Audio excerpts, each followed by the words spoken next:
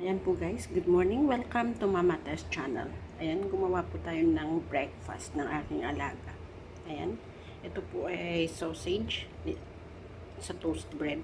Tapos nilagyan ko po ng cheese sa loob at saka pinirito.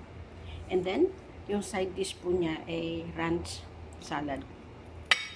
Ayan, binigyan ko lang po siya ng cucumber at saka carrots. Tapos ito po yung ranch sauce. Ginawa ko lang po siya, homemade.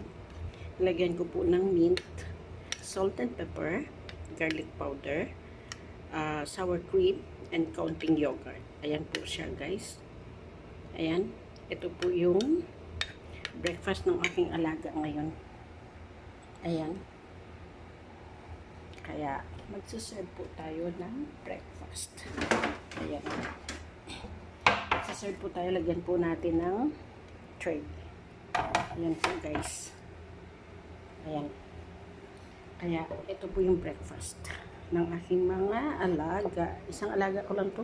Kasi yung isang alaga ko ay nag-breakfast po sa labas. Ayan po guys. Thank you mga kalangga, mga karosel. Please support my YouTube channel, Mama Tess channel. Ayan.